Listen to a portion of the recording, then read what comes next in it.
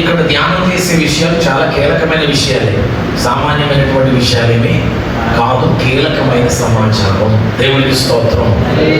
యోహాను గారికి ఎందుకు ఈ పని అప్పగించాడో 2 మాటలు చెప్తారు వినండి. యోహాను గారు అపోస్తలులందరిలో ఒకడు. అయితే ఇతడు పేతురు, యోహాను, యాకోబు యేసు ప్రభు వారు ప్రార్థన చేయడానికి కొండ మీదకి ప్రత్యేకమైన స్థలానికి వెళ్ళినప్పుడల్లా అక్కడ ఇతడు ఉన్నాడు.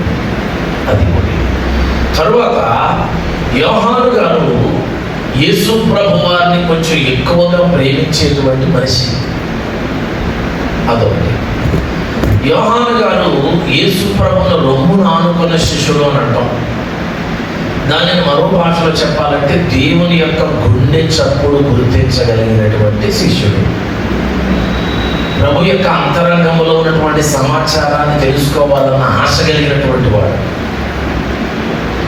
ఇకపోతే యేసు ప్రభుని సిలువ వేసిన తర్వాత ఆయన సిలువ మీద మరి ఎలాడుతున్నప్పుడు యేసు ప్రభు తల్లి అయినటువంటి మరియమ్మ గారి యొక్క బాధ్యతను యోహాను గారికి దేవుడు అప్పగించాడు. అక్కడ సిలువ దగ్గర మరియమ్మ గారి తోబుట్టు అక్కడ నిలబడింది ఒక ఆమె. చాలా మంది స్త్రీలు, 4 స్త్రీలు అక్కడ ఉన్నారు. ఒకవేళ యేసు ప్రభు ఆ మాట పలకకపోయినా మరియమ్మను అక్కడ అనాథగా విడిచిపెట్టి వెళ్ళిన తోబుట్టు ఉంది అక్కడ. ఆమె తీసుకుని వెళ్ళి మరియమ్మ గారి యొక్క బాధ్యతలు చూసుకుంటుంది. కానీ యేసు ప్రభు అన్నారు, యోహాను ఇదిగో నీ తల్లి, అమ్మ ఇదిగో నీ కుమారుడు అన్నప్పుడు నేను అక్కడికి వెళ్ళిన దేవుడు అనలేదు, నాకు కుదరదని ఆయన అనలేదు. అప్పగించినటువంటి పని మాత్రం చాలా భద్రంగా తీసుకున్నాడు. అక్కడ మిగతా వాళ్ళు మరి మేము లేమా, ఇక్కడ రక్త సంబంధంలో మేము లేమా, బయట కప్పచెప్పగలం, రక్త సంబంధం కప్పచెప్పలేదు అన్న మాట కూడా అక్కడ అనలే. అంటే మనకు అక్కడ ఏమర్థమవుతుందంటే పరిచర్య విషయంలో రక్త సంబంధం బయట సంబంధం అనే తేడాలు ఏమీ లేవు. ప్రభు చాలా సందేశం చెప్పాడు అక్కడ. యోహానుకి అప్పగించాడు ఆ పని, రక్త సంబంధం అయినటువంటి తోబుట్టుకు అప్పగించలేదు మరియమ్మ గారి పని. కాబట్టి ఎందుకు యోహాను గారికి అప్పగించాడంటే, నా ధ్యానంలో నేను ఏమనుకున్నానంటే, యోహాను సిలువకు దగ్గరగా ఉన్నాడు. సిలువకు దగ్గరగానే కాదు, ఎంత దగ్గరగా ఉన్నాడంటే యేసయ్య రక్తపు బొట్టులు కింద పడుతున్నప్పుడు అది తన మీద పడేటంత దగ్గరగా ఉన్నాడు యోహాను. హల్లెలూయా. అందుకే యోహానికి ఆ పనిని అప్పగించాడు. దేవుని పని చేయాలి అనే ఆశ అందరికీ ఉంటుంది, కానీ సిలువకు దగ్గరగా ఉండాలన్న ఆశ కొంతమందికి ఉంటుంది. ఎవరికి దేవుడు ఆయన పనిని అప్పగిస్తాడు అంటే, ఆయన కాచినటువంటి అమూల్యమైనటువంటి రక్తం దారులుగా ఎవరి మీద పడేటంత దగ్గరగా, యేసు రక్తం వారి మీద పడేటంత దగ్గరగా ఎవరైతే ఉన్నారో వారికి కీలకమైన బాధ్యతలు దేవుడు అప్పగిస్తాడు. ఈరోజు సేవలో దేవుడు మనకు కొంత పనిని అప్పగించాడు. రైట్, చాలా సంతోషం. దాంతో సరిపెట్టుకోవద్దు, సంతృప్తి చెందదు. మరికొన్ని కీలకమైన బాధ్యతలు దేవుడు మనకు అప్పగించాలంటే మనం ఆయనకు మరింత సమీపం అవ్వాలి. ఎంత సమీపం అవ్వాలంటే ఆయన రక్తపు బొట్టులు మన మీద పడేటంత సమీపం అవ్వాలి. అప్పుడు మరికొన్ని కీలక బాధ్యతలు అప్పగిస్తారు. రాజ్యసభలో ఎమ్మెల్యేలు ఉంటారు, లేకపోతే ఎంపీలు ఉండొచ్చు, లేకపోతే లోక్సభ సభ్యులు అందరూ చాలా మంది ఉండొచ్చు. అందరూ జనరల్గా కొన్ని బాధ్యతలు అప్పగించబడతాయి. కానీ ఇక్కడ కొంతమందికి దగ్గరగా ఉన్న కొంతమందికి కొన్ని కీలకమైన బాధ్యతలు అప్పగించబడతాయి. ఇప్పుడు సీఎం గారు కీలకమైన బాధ్యతలు ఎవరికి అప్పగిస్తారంటే, సీఎం గారికి చాలా దగ్గరగా ఉన్నటువంటి మనుషులకి కీలకమైన బాధ్యతలు అప్పగిస్తాడు. అందరికి అప్పగించడం. మరి దేవుడు కూడా ఆయన సేవలో కొన్ని కీలకమైన బాధ్యతలు ఉంటాయి, కీలకమైన బాధ్యతలు ఉంటాయి. అందరికీ, సేవకులందరికీ బాధ్యతలు అప్పగిస్తాడు. కానీ కొన్ని కీలకమైన బాధ్యతలు ఉంటాయి, అవి మాత్రం ఆయనకు అతి సమీపంగా ఎవరైతే ఉన్నారో వారికి మాత్రమే అప్పగిస్తాడు. మనమందరము ఆ స్థానంలోనికి వెళ్ళిపోదుముగాక. కీలకమైన బాధ్యతలు అప్పగించబడేటువంటి స్థానంలోకి మనము వెళ్ళుగాక. దేవునికి స్తోత్రం. ఏదో సేవ అప్పగించాడు, బాధ్యత అప్పగించాడు, చేస్తున్నాను. నేను చెప్పేది ఏంటంటే బాధ్యతలతోనే సరిపెట్టుకోవద్దు. సేవా బాధ్యతలు అప్పగించాడు, సేవా బాధ్యతలతోనే సరిపెట్టుకోవద్దు. కీలకమైన బాధ్యతలు దేవుడు మనకు అప్పగించేటట్టుగా మనం ఆయనకు నమ్మకంగా ఉంటాం. సీఎం గారికి ఎవరైతే నమ్మకంగా ఉంటారో నియోజకవర్గంలో ఉన్న ప్రతి అనుచరుడిని గమనిస్తాడండి సీఎం గారు. ఎప్పుడు కూడా మనకు తెలియలేదు అది రాజకీయం. గమనించి తనకి ఆంతరంగికుడుగా అనుసంధానంగా ఉన్నటువంటి అనుచరులకి కీలకమైన పోస్టులు, కీలకమైన శాఖలు అప్పగిస్తాడు. ప్రభు కూడా అంతే. మనకు ఆ బాధ్యతలు ప్రభు అప్పగించాలంటే సిలువ దగ్గరగా ఉండాలి. యోహాను ఈ అనుభవం కలిగిన వాడు కనుక ఈ బాధ్యతలు అప్పగించాడు. అంతేకాదు పిల్లలు, చివరికి యోహాను గారు ప్రభు కోసం చాలా ప్రయాసపడ్డాడు, చాలా శ్రమలు పడ్డాడు. మరి నోట్లో వేయబడ్డాడు. దేవుడు అతన్ని కాపాడాడు. అక్కడి నుంచి తీసుకెళ్ళి పద్మాసు దేవంలో చెరగా వేయబడ్డాడు. మీరు బైబిల్ గ్రంథాన్ని మనం జాగ్రత్తగా గమనించినప్పుడు కీలకమైన సమాచారం అంతా చెరలో ఉన్న వారికే దేవుడు చెప్పాడు. చెరలో ఉన్న వారికే దేవుడు చెప్పాడు.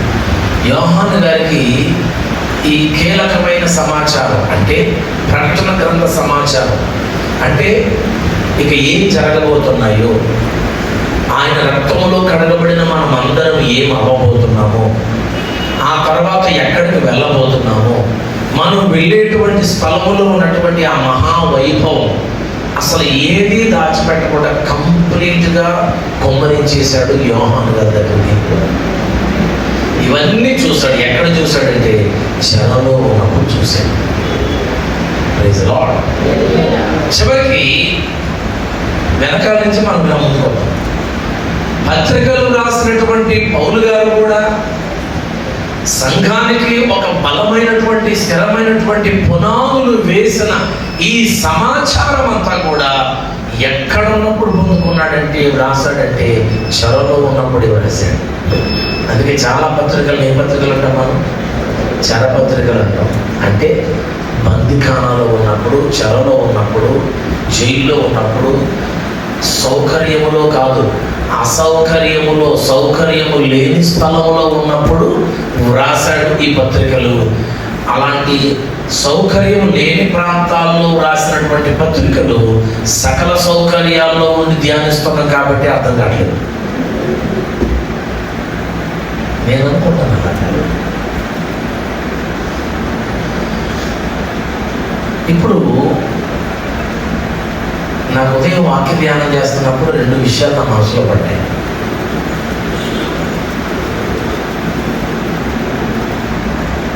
సౌకర్యాల మధ్య ఉన్న సంఘం, శ్రమల్లో ఉన్న సంఘం.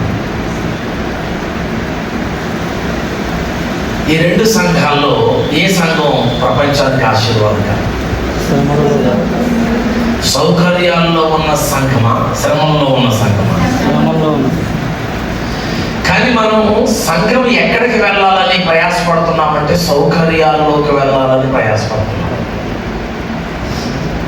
ఏమంటారు? చర్చి మినిస్ట్రీ, సంఘం పరిచర్య మినిస్ట్రీ సౌకర్యవంతమైన స్థితిలోకి వెళ్ళిపోవాలని ప్రయాసపడుతున్నాం మనం. సౌకర్యాల్లో ఉన్న సంఘం ద్వారా దేవుడు ఏమి చేయలేడు. సౌకర్యాల్లో ఉన్న సంఘం దేవుడిని మర్చిపోతుంది. కానీ శ్రమంలో ఉన్న సంఘం ఎప్పుడు దేవుని వైపు చూస్తుంది. అది మనకు చరిత్ర చెప్తుందండి. చరిత్ర చెప్తుంది విషయం మనకి. సంఘం శ్రమంలోకి వెళ్ళిపోయినప్పుడు ఈయన ఏం తప్పు చేశాడో, పిలుపుందా లేదా, ఈ ఆలోచనలోకి వెళ్ళిపోతాడు. సంఘం ఎప్పుడైతే శ్రమలోకి వెళ్ళిందో, పిలుపు లేదనుకుంటా, నేను కాబట్టి పిలుపు కాదనుకుంటా, ఇది సంఘ పిలుపు కాదనుకుంటా, నాకు పిలుపు ఉందా లేదా అంటే,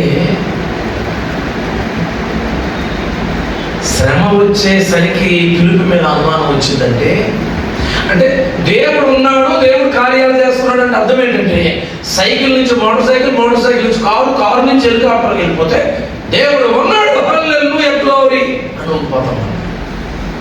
అదే హెలికాప్టర్ నుంచి సైకిల్లోకి దిగిపోయామనుకోండి, పిలుపు మీద అనుమానం వచ్చేస్తుంది. ఇప్పుడు పౌలు గారు ఫస్ట్ హెలికాప్టర్, లాస్ట్ సైకిల్ అంటే మనకు అర్థమయ్యే భాష, అవునా కదా? First helicopter. అసలు ఏం తక్కువ ఆయనకి. కత్తి పట్టాడంటే అడలించిపోతారు కదా అందరూ, నోరు విప్పాడంటే కదిలిపోతారు కదా అందరూ. సామాన్యుడా? అలాంటి హెలికాప్టర్ మాస్టర్ ఏ మాస్టర్ అయిపోయాడంటే చివరికి సైకిల్ మాస్టర్ అయిపోయాడు. కానీ మన పరిచర్య సైకిల్ మాస్టర్ హెలికాప్టర్ మాస్టర్ అవ్వాలనుకుంటున్నాం. అసలు నాటి సంఘ చరిత్రకు నేటి సంఘ చరిత్రకు ఒకసారి వ్యత్యాసం కూర్చుని ఆలోచించక కంగారపడకండి. అసలు మనం హెలికాప్టర్ నుంచి సైకిల్ వద్దామా, సైకిల్ నుంచి హెలికాప్టర్ వెళ్దాం? మీరు ఆలోచించే విషయాన్ని మీరు ముందు పెట్టేస్తాను, రాసుకుంటారు, లేకపోతే లోపల పోసుకుంటారు, ఏం చేసుకుంటారు, ఇంటికి వెళ్ళిన తర్వాత చర్చించండి విషయాలు. చెరలో ఉన్నప్పుడు మాత్రమే దేవుడు మాట్లాడాడు. ఈరోజు మనం ధ్యానం చేస్తున్నటువంటి విషయాలు సంఘానికి, సార్వత్రిక సంఘానికి పునాదులు వేసినటువంటి ఆ ఎఫెసీ పత్రిక కానివ్వండి, ఫిలిప్పీ పత్రిక కానివ్వండి, కొలస్సీలకు రాసిన వర్తమానాలు కానివ్వండి, దెసలోనికకు రాసినటువంటి సందేశాలు కానివ్వండి, ఇవన్నీ మహాభయంకరమైనటువంటి శ్రమల్లో, చెరల్లో, అసౌకర్యమైనటువంటి పరిస్థితుల మధ్యలో ఉన్నప్పుడు రాయబడినవే. అంగీ మొక్కలు ఇచ్చారు పౌలు గారికి, శరా మొక్కలు ఇచ్చారు పౌలు గారికి, కవ మొక్కలు ఇచ్చారు పౌలు గారికి, చర్మపు కంతలు ఒకరు విరాళంగా స్పాన్సర్ చేశారు పౌలు గారికి. ఇన్ని వ్యవహారాలతో ఇవన్నీ దగ్గరికి వస్తే పత్రికలు రాశాడు. శరా కూడా స్పాన్సర్ చేశారండి. ఇంకు పెన్నవాడి ఇంకు కూడా స్పాన్సర్ చేశారు. అతడు పత్రిక రాసే చర్మపు కాగితాలు కూడా స్పాన్సర్ చేశారు. అతడు వేసుకునే అంగీ కూడా స్పాన్సర్ చేశారు. చెరలో ఉన్నప్పుడు అందింది సమాచారం. ఆ తర్వాత ఇంకా కొంచెం మన ముందుకు వచ్చేసిన తర్వాత ఎహెచ్కేల్ గ్రంథం కానివ్వండి, దానియేలు గ్రంథం కానివ్వండి, పరలోకపు దర్శనాలు చూశారు ఈ భక్తులు. ఎక్కడున్నప్పుడు వీళ్ళు కూడా బబులోను చెరలో ఉన్నారు. బబులోను చెరలో ఉన్నప్పుడు వాళ్ళందరికీ స్పెషల్ డేస్ ఇచ్చి, పథకాలు ఇచ్చి, ఎవరి హక్కుల కోసం పోరాడారు అక్కడ ఉండేవాళ్ళు. ఎవరి బబులోను ఎవరైనా కొడితే రొట్టె తీశారండి.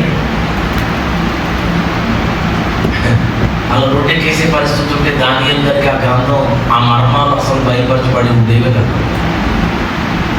ఎహెచ్కేల్ గారు కూడా బబులోనీయులు ఎవరన్నా వచ్చి టపాలు పనిచేయడానికి కొట్టేసరికి పక్కలోనే మనకు రోడ్డు కేసు ఉంటే కనుక ఎహెచ్కేల్కి ఆ పరలోకపు దర్శనం వచ్చేవి కదా. ఇప్పుడు మనమందరం కూడా బబులోను బానిసత్వం లాంటి బానిసత్వంలో ఉన్నాం, కానీ ఎహెచ్కేల్ దానియేలు గారు లాగా మాత్రం లేదు. అందుకే పరలోక దర్శనం కలగట్లేదు మనం. ఎందుకంటే ఎవడో కొడితే రోడ్డు ఎక్కేస్తున్నాం, తిడితే రోడ్డు ఎక్కేస్తున్నాం, దెబ్బ పడితే రోడ్డు ఎక్కేస్తున్నాం కదండి.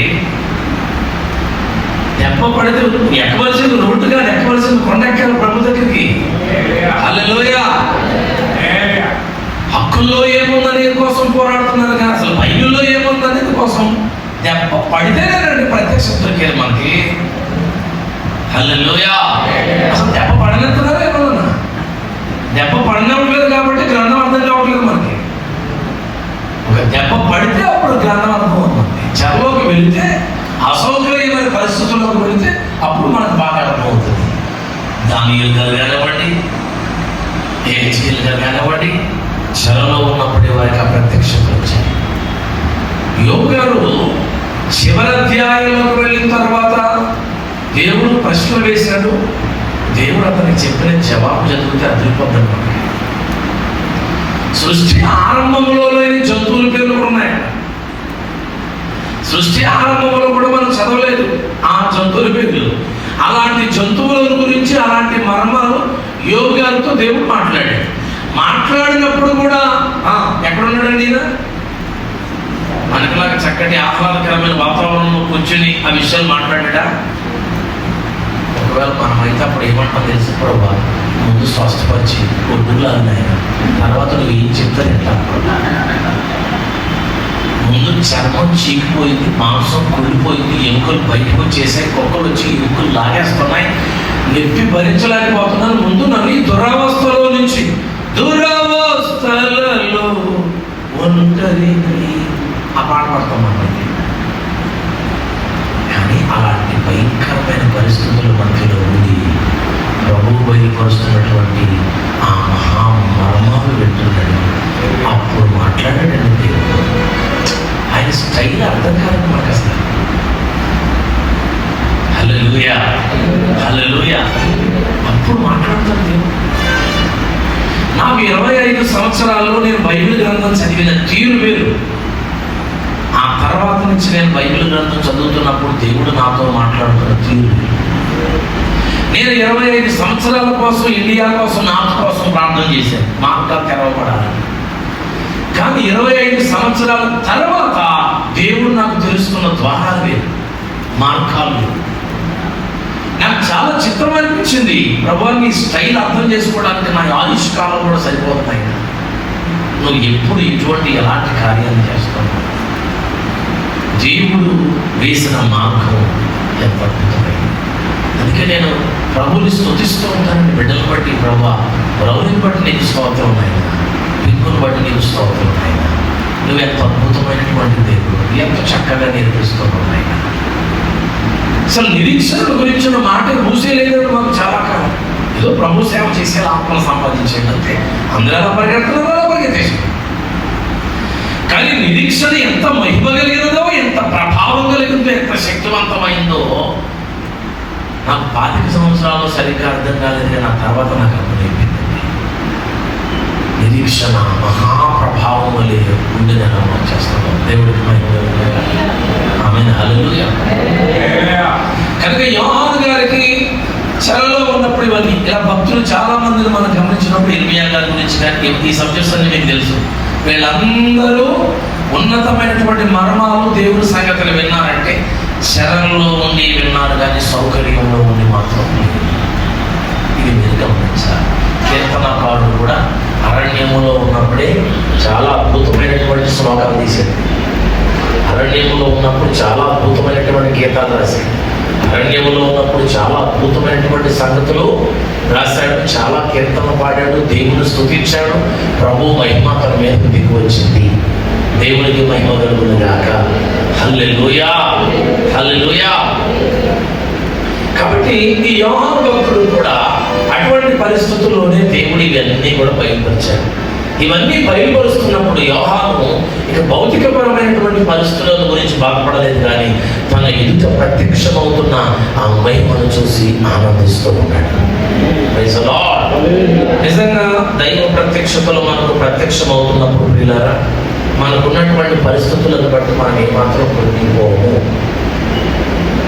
మన కష్టాలు మనకు అన్నిటి కనపడ్డాయి. మన ఎదుట ప్రత్యక్షత కనుక అనుగ్రహించబడుతూ ఉంటాయి. కనుక మనం దానికోసం ఆశతో మనం ఎదురు చూస్తూ ఉంటాం. ఈ ప్రకటన గ్రంథంలో కొన్ని మాటల్ని నేను మీకు మొదటి అధ్యాయంలో మనం కొన్ని వచ్చిన